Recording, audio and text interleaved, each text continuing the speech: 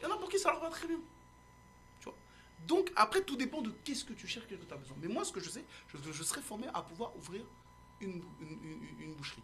Mais ce que j'ai aussi vu, parce que je travaille dans une boutique qui s'appelle Bao. Vous avez déjà entendu parler de Bao? Non, ils font quoi, eux? Alors, je vais vous expliquer, c'est un concept que j'avais pensé, mais je n'avais pas l'osé pour ça, à l'époque. En fait, quand il y a un endroit où j'avais fait un moment de la boucherie qui s'appelait l'atelier du frais. Qu'est-ce que c'est l'atelier du frais? L'atelier du frais, Que de vendre du frais. Hein? Que vendre du frais, non? Ils vendent du frais, et ben exactement c'est ça. Mais c'est Grand Frais à la base qui cartonne. Parce que Bah oui, Grand Frais, c'était faut savoir que c'est la chaîne de magasins. Bah, préférée des Français. Jusqu'aujourd'hui, je crois. Voilà, bah, Grand Frais ça cartonne. Mais c'était la même chose en plus raffiné. Ah oui. Donc les boîtes de chocolat, il y avait un petit cœur du doré. C'était vraiment en plus raffiné. Le concept était bien. Mais j'ai dit, tiens, il y avait. Vous avez vu, Grand Frais, il y a un boulanger, il y a un truc, plusieurs. Nous, il y avait poissonnier, fromager et boucher. Et après, fruits et légumes. J'ai dit, putain, ce concept en exotique, il marcherait bien. Tu fais une boutique exotique avec boucher et poissonnier. J'ai dit, c'est un concept qui marcherait bien. Et c'est ce que Bao a fait. Ah ouais, ils ont mélangé... Ils ont mélangé boucherie, mais il n'y a pas de poissonnerie, il n'y a que boucherie et exotique. Bien. Alors je vous explique, des fois j'y viens à 14h, donc j'arrive, il y a la queue s'arrête à 19h. C'est pas vrai. La queue s'arrête à 19h. Ah, c'est pire que la préfecture. C'est ça. Bah, je vais vous expliquer, dans les boucheries, donc, c'est ce genre de boucherie, comme par exemple la boucherie de Fandre, je me rappellerai toujours que j'étais arrivé à 10h, je suis sorti avec une course à 15h, et fait 5 heures de queue. Ah oui, faut le faire quand même. Et franchement, les champions d'acheter de la viande, en majorité, c'est les Congolais.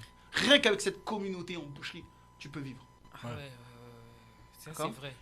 Donc maintenant, quand j'ai observé Bao, comme moi je sors aussi de fast-food, j'ai dit tiens, c'est intéressant. Et j'ai remarqué que le libre-service fonctionne très bien aussi. Après, il y en a qui aiment plus ce côté humain. Mais le libre-service, quand tu as des choses congelées, surgelées plutôt, il y a des endroits surgelés, ça fait vivre le magasin. Ouais, mais tu sais que si tu étais aux États-Unis, tu vivrais aux États-Unis. C'est ce que tu dis, ça marche ici, mais ça marche pas aux États-Unis. Bien aux sûr. États-Unis, les boucheries, ils en ont rien à battre, ils en ont rien à secouer, et ils se font pas de chiffre d'affaires parce que ça revient moins cher de manger de la merde aux États-Unis. Exactement. C'est-à-dire du fast-food, ou alors de manger même du surgelé. Non, mais surgelé, ça revient moins cher.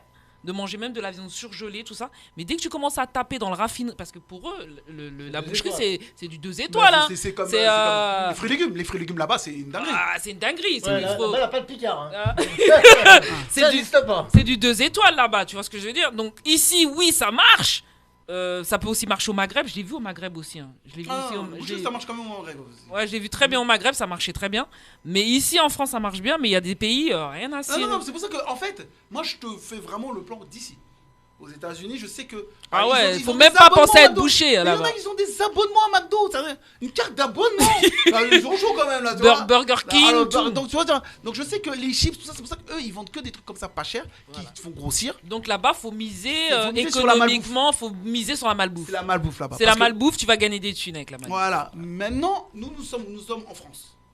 Donc en France. Oui, parce que moi je pense toujours à me développer, pas qu'en France. Je veux dire, j'ai envie de me développer en France, mais si demain je deviens une grande chaîne, et si je peux devenir une chaîne. D'accord, tu veux te développer, mais attention, n'oublie pas une chose. Parce que si tu veux te développer qu'en France, tu vas te ruiner. Alors, je vais te dire une chose. C'est pour ça que les mecs ils se barrent à Dubaï. Bah regarde, non mais ce que tu dis, t'as pas tout à fait tort. Bah oui. Mais il faut une base où tu tournes déjà pour pouvoir te développer. Je vais te donner un exemple. J'ai parlé avec le... Mais faut pas rester 10 ans dans la base.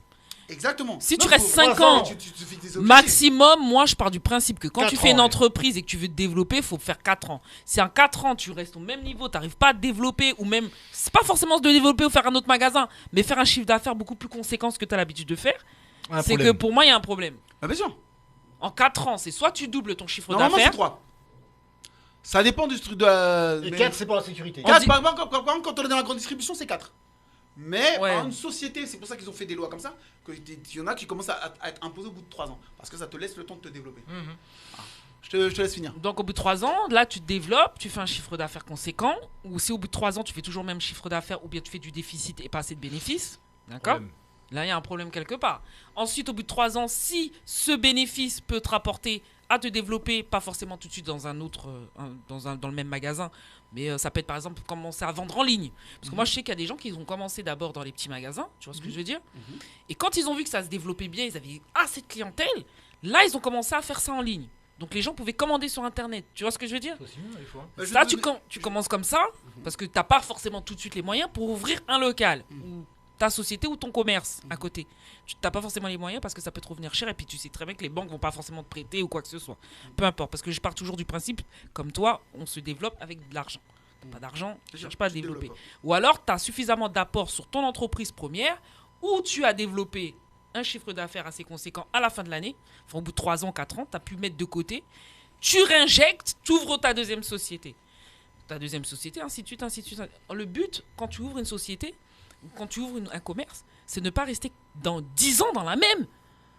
10 ans dans le même commerce.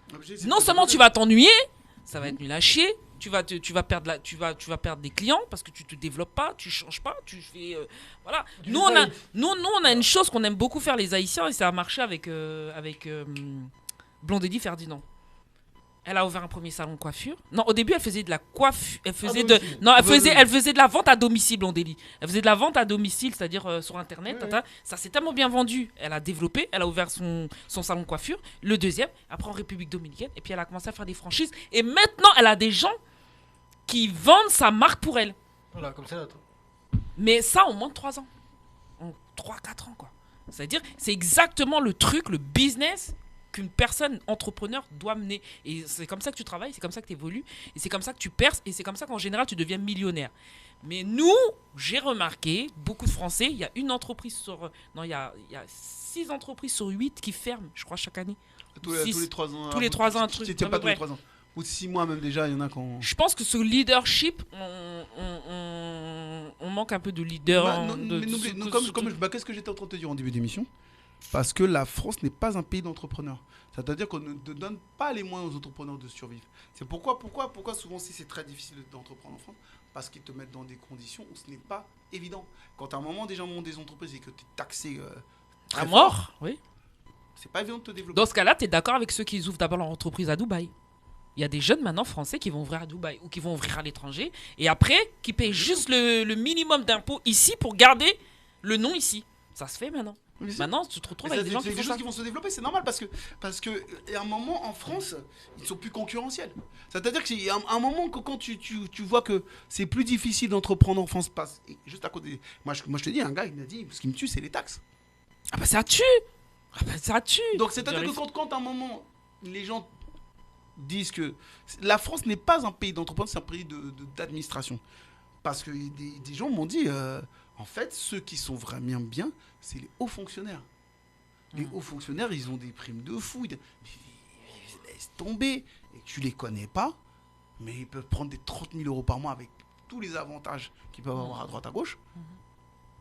Et puis, ils vivent mieux que certains entrepreneurs. Donc, ce qui se passe, c'est qu'à un moment, moi, je pousserais toujours l'entrepreneuriat parce que même, tu n'es pas obligé d'entreprendre qu'en France.